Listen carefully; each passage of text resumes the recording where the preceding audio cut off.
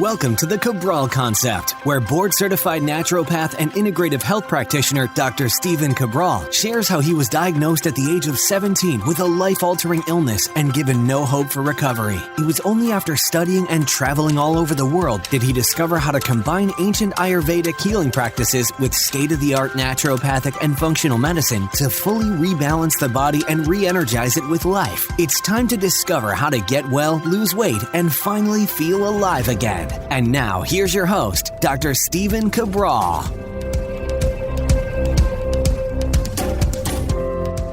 Hi, everyone, and welcome back to the show. It's great to have you here today, as always. And on today's Total Wellness Tuesday show, we're going to be going through the amazing and innate ability of your body to heal. So if you're struggling right now with an autoimmune condition or a skin rash condition, migraines, allergies, asthma, brain fog, you name it, whatever it might be, whatever you're dealing with that's keeping you less than well, less than healthy, we're going to go through why that may be and how your body is set up for success. So it is set up for you to heal. And the problem is when we become imbalanced is when we feel all of the symptoms of dis-ease. But before we get into the show, and I really just share with you at a high level what our body does to heal, I want to share with you why you're feeling those symptoms in the first place. So the amazing thing is that our body absolutely knows what to do to take care of a bacterial infection, a viral infection, or some type of pathogen that comes into our body. So today I'll be talking about this in two different ways. So your body is exposed to some type of antigen or pathogen. Let's just refer to that as some type of foreign invader, right? Something gets into your body that shouldn't be there. Now, maybe it's from your gut, meaning that your gut is permeable. So it's a little bit leaky, right? It means it's simply when you eat food or even when you don't, if you have bacteria there or yeast there or viruses there or any type of bacteria, well, that could seep into your bloodstream. And your bloodstream is in and all around your 28 feet or so of digestive tract. So there's a lot that can escape that tube, which is supposed to be the outside of the body, into the bloodstream. So let's stick on that topic just for 1 second. So your mouth all the way down through your anus is essentially 28 feet. That tube, that process from esophagus to your stomach, down to your small intestine, to your large intestine, and then out of your body, well, that's meant to actually be the outside of your body as well. So when you look at it, you have your skin. That's a layer to keep the outside out and the inside in. Well, that tube that moves through your body is supposed to be the outside of your body as well. And it keeps your body from being infected with any of the food particles that shouldn't make it there or bacteria. And since, for the most part, the stool, every time you have a bowel movement, is mainly bacteria, you're saying, well, that all of that didn't get into my body. It shouldn't be there. Only the good stuff got in, meaning the sugar molecules from your carbs, the amino acids from your protein, and the smaller fatty acids from fats. And every time I say glucose molecules or sugar molecules, people always say, well, I don't want sugar in my bloodstream. Well, that's a normal part, though, of eating is consuming carbohydrates and having them break down, typically slowly. That's what we want. And then being released in your body because your body, contrary to popular belief, does need and should have carbohydrates. It could function on a very low carb diet, and it actually does quite well for a temporary period of time. And then there can be repercussions after that, as I've spoken about on other shows, in terms of what it does to gut microbiome, in terms of what it does to other parts of the cells in the body as well. But again, that's not for today's discussion. What I want to share with you today, though, is what we were just talking about is that there's breakdowns in the body. So let's say that you get a cut on your skin. Well, that could allow then bacteria, virus, etc. into the body. Now, when you eat as well, or let's just say that you've taken antibiotics, alcohol use, birth control, tap water with fluoride and chlorine in it, etc., heavy metals, any of these things can open up the gut wall a little bit. Now, what that means is that typically, there's essentially a cell thick, and it has small little spaces, right, inside of the intestinal lumen that allows for normal food to make it through the gut wall so that your body can actually get the nutrition out of it. That's totally normal. But what happens is, again, with chronic stressors, stress itself can make those spaces a little bit larger. Well, now bacteria, yeast, molds, fungus, larger protein-based particles can all start to move into the bloodstream. That can then set off the immune system. This can create an immune reaction. Now, there's all sorts of different theories out there, and for right now, they remain theories, but they hold a lot of weight. Well, there's two main ones. One's molecular mimicry, where your body begins to look at these antigens that are coming through the gut wall. They could just be larger protein strands such as gluten or dairy. And when it looks at those proteins, it's saying, oh, okay, we're going after that. We're marking that as, let's say, a prolonger immune-based reaction. So every time we see that, okay, we're going to go after that. But now, over time, they may mistake that for, let's say, a protein that looks similar. And that could be an organ in the body, it could be a cell, etc.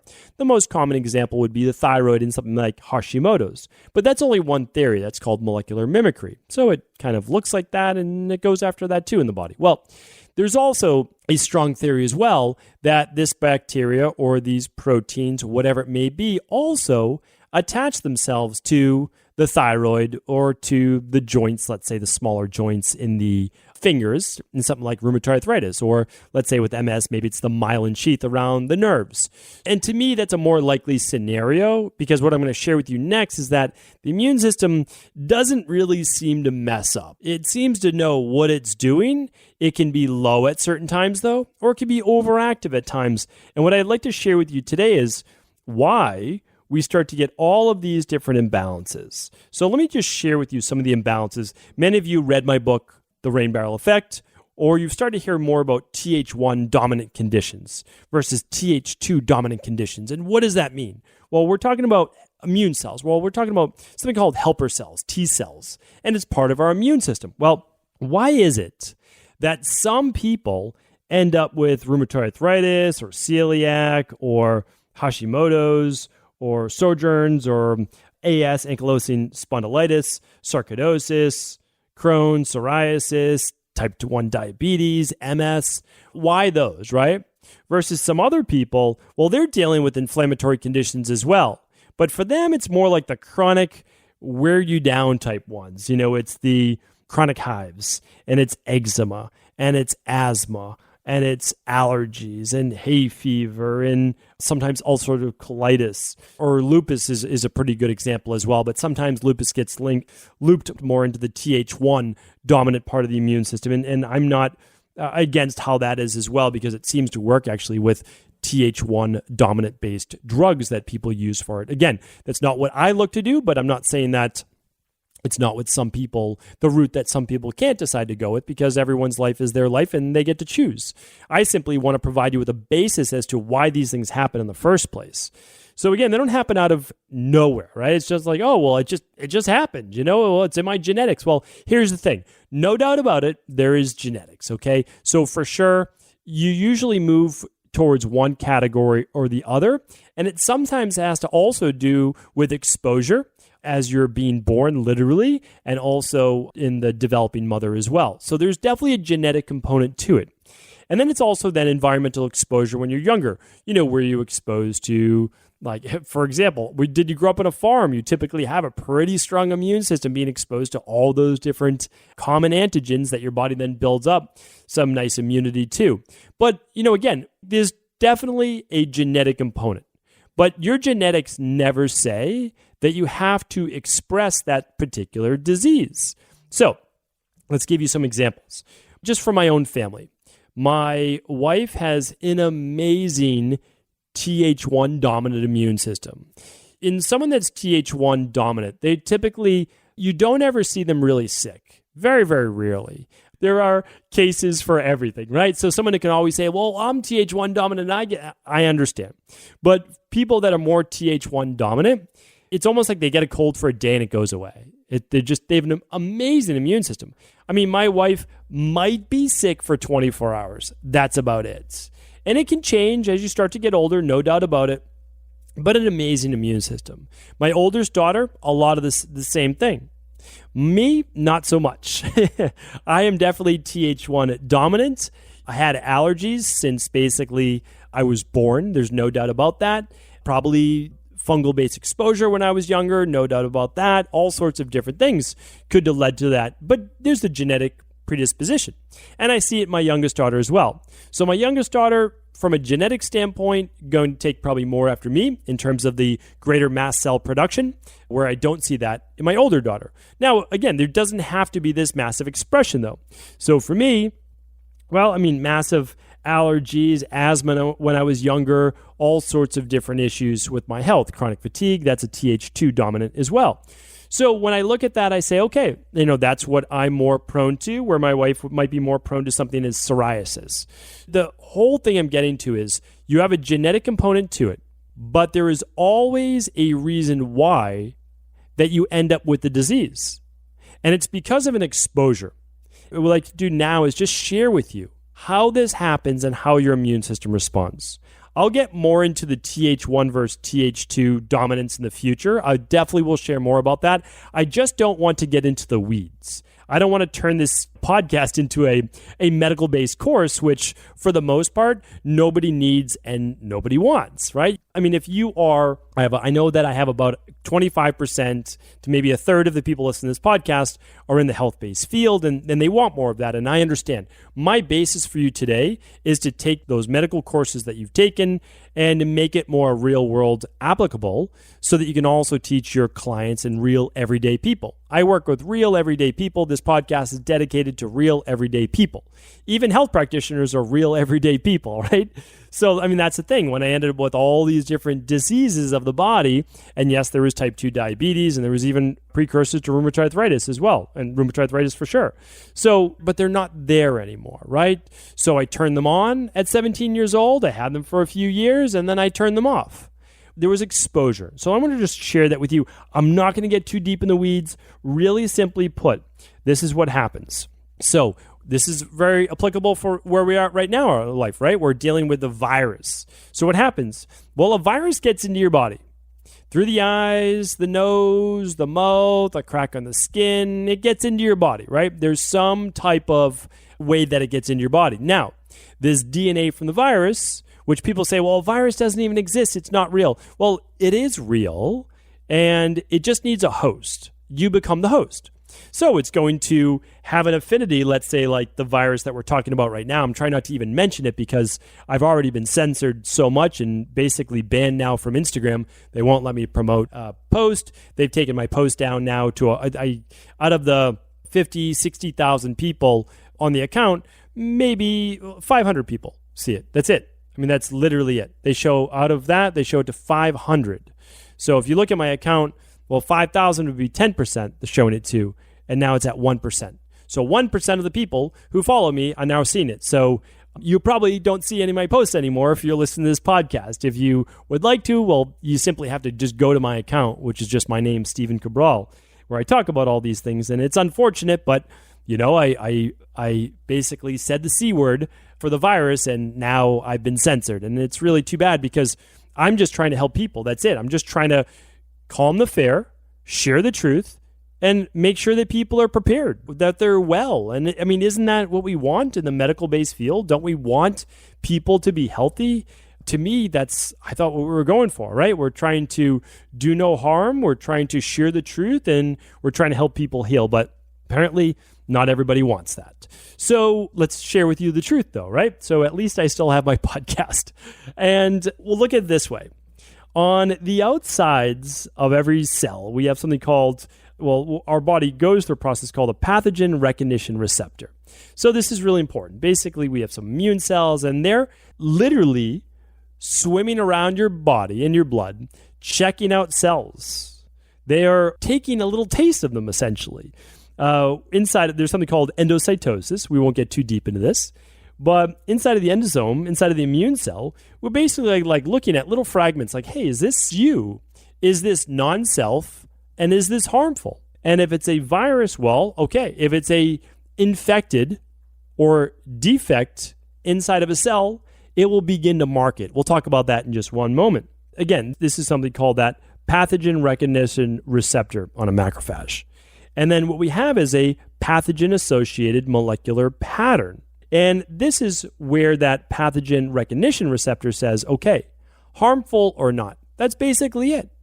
So now you have your immune cells kind of swimming around the body saying, what's going on here? Are we good or is there a problem? That's really what they're saying. And if there's an issue on the outside of the cells, because on the outside of every cell, there's something called a protein, and it's referred to as an MHC. Don't worry about that, MHC class 1. It basically, on the outside of the cell, it just says, it's almost like on Halloween, where if you put your porch light on or the outside light on, and maybe you keep the door open, that says, hey, we're friendly. Everything is good here. No issues. If you turn the light off, though, well, probably not the right house to visit, right? Kind of looks not a very inviting place. Your cells do the same exact thing. When a virus has infected that cell, let's just say your lung tissue, lung cells, what will happen is it will either show less of these MHCs on the outside, less of these proteins, or it will actually change what it looks like. So now, as the immune cells are swimming around, they'll say, oh, something's off with this cell. It's not showing that it's been infected, but it's showing less of these MHCs. And actually, all the cells around them are lit up with even more proteins. That's the amazing thing about your body. I want to explain this just a little bit. Probably no one is as excited about this as me. But here's the thing. It's very pronounced, and Halloween's a very good analogy for this. If you look down your street and you see all of the lights on of your neighbors and all the doors open, it makes it really pronounced the house that has all the lights off and the door closed. It's so much easier to see, right? Well, that's exactly what your cells do. All of your cells will actually present with more of these normal cells, of these MHC class 1s, basically these specific proteins on the outside, to say, we're good. Everything's good here, but look at this person over here. Look at this guy. Something's wrong with him, right? Or her. And so now the macrophages or the specific immune cells say, okay, we got it. The virus is trying to hide, but we can see now because of all the neighbors, they put their lights on. So now they know exactly what to go after. That's the amazing thing. Remember, your body knows how to heal. I'm going to tell you in just a moment why this wouldn't be happening. So then, and I'll get into this deeper in a future podcast. We're not going to go too far down the rabbit's hole today. Now your body can start to say, okay, there's an issue. What type of cells do we need? And there's actually many branches. So we usually just think of like T helper cell 1, T helper cell 2s, and that's not the case. It's really not the case. But there are more. There's a typical one would be Th17, especially with something like candida overgrowth, right? Yeast overgrowth, fungal overgrowth. But what both do is that they release something called cytokines. And cytokines are these inflammatory triggers that are really signals. They're telling the body what to do, and we see that what to do as inflammation. Let me give you an example. With Th1 dominance, we were talking about that a little bit earlier, right? Th1 dominance would be a lot of the autoimmune issues that people suffer from. Well, the cells are mainly secreting, so the Th1's a little different, mainly secreting interferon, TNF-alpha, all sorts of different lymphocytes, okay? And what they're doing is they're actually marking the specific infected cells for self-destruction or what's called apoptosis. So they're not really doing the work, but they're marking them. And this is when the natural killer cells can come in and they can say, oh, cancerous cell, let us kill that for you. And they go after it. That cell's been marked to now be destroyed, whether self-destruction or by something like a CD4 or CD8 cell, right? So again, you don't have to get too deep into the weeds, where then we look at something else called the Th2-based response. So Th2 is going to be a lot of the interleukins. We call them IL. So IL-4, IL-5, 6, 9, 10, 13. All of these are going to do what? Activate B cells.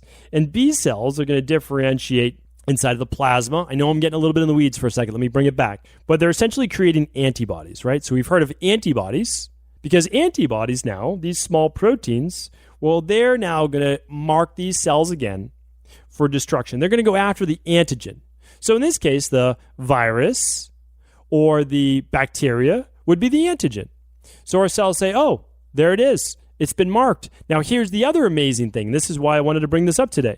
Because if you were to get infected by a virus, these B cells, as part of this Th2 immune response, well, they have something called a memory cell. So they're going to make some of these antibodies, but they're also going to make memory cells. They're going to say, you know what?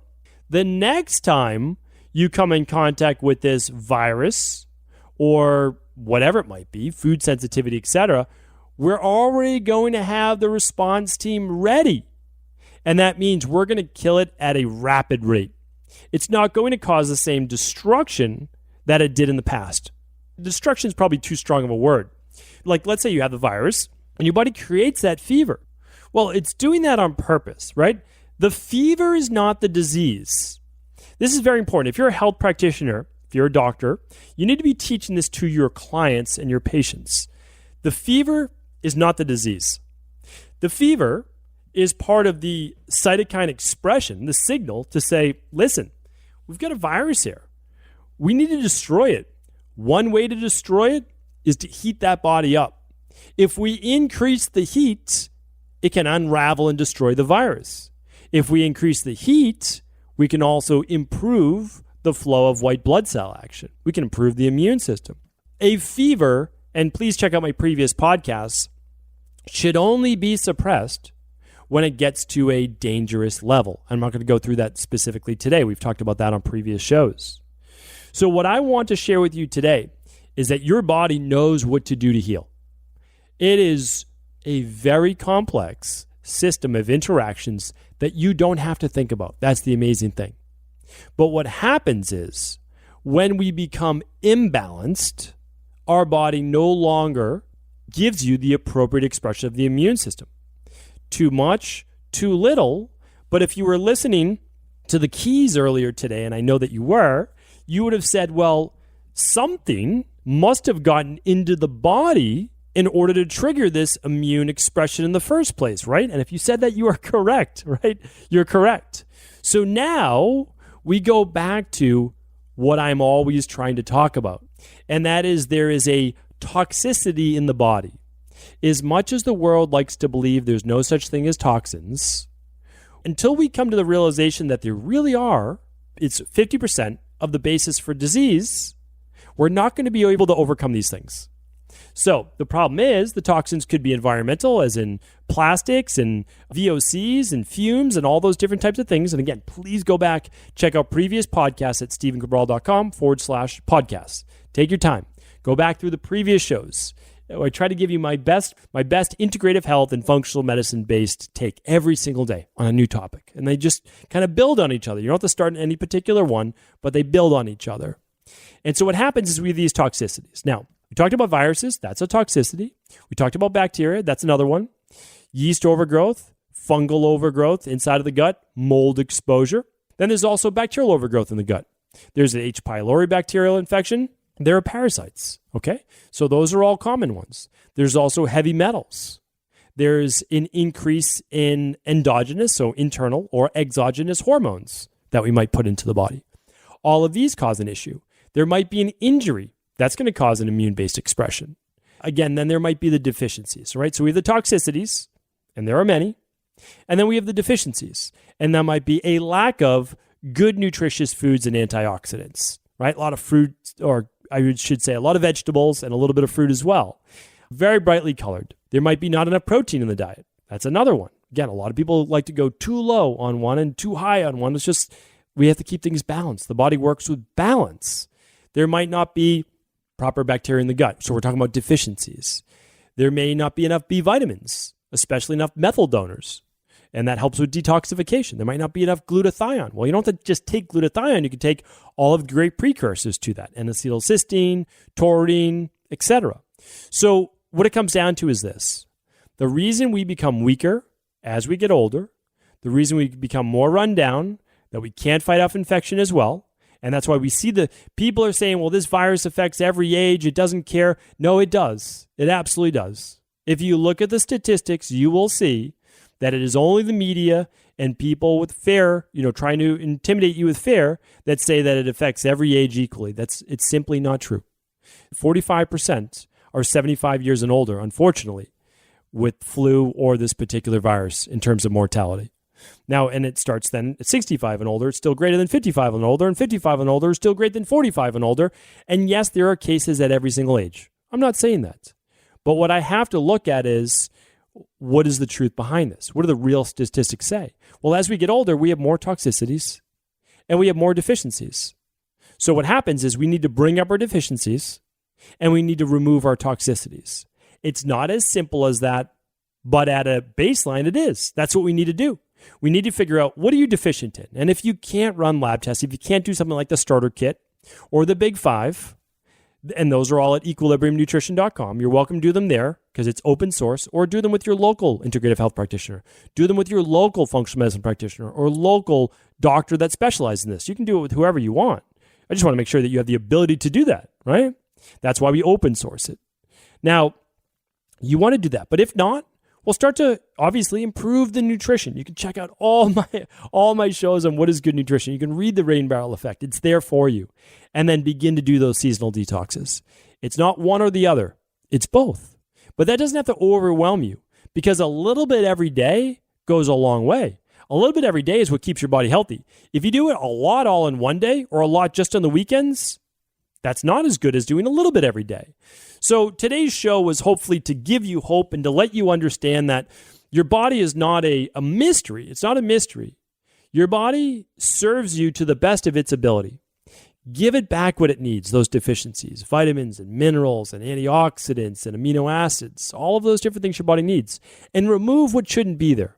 Make your body as healthy as possible, and it will pay you back year after year.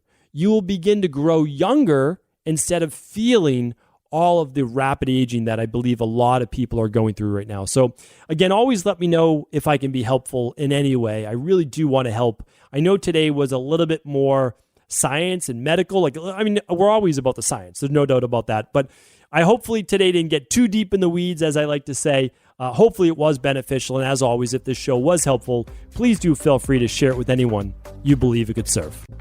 Before you go, I wanted to share a personal story with you. The real reason I began to get well finally is because I figured out what was wrong with me. And that might seem pretty obvious, but I went from doctor to doctor for over 2 years before discovering at-home functional medicine lab testing. These are the labs that enabled me to finally figure out what was wrong with my hormones, blood sugar, electrolytes, and gut health. And once I knew what was wrong, I could then follow a proven plan in order to rebalance my body from the inside out. This is why I believe so strongly in functional medicine lab testing, and why I've made it my mission to share these labs with the world. Now at equa.life, you can order an at-home lab test or lab bundle for you and your family and be able to complete it within the week. Plus, the EquaLife difference is that you're not left to try to read and figure out these labs on your own. We explain what your lab numbers mean, what they mean in the much bigger picture, and then how to go about rebalancing your body in order to heal. To see our full selection of lab tests, or to set up a free lab selection call to find out what labs may be best for you, simply head on over to equa.life/labs. And do remember, we ship these all over the world. To find out more and to set up your free lab selection call, simply head on over to equa.life/labs. That's EQUI.LIFE/labs.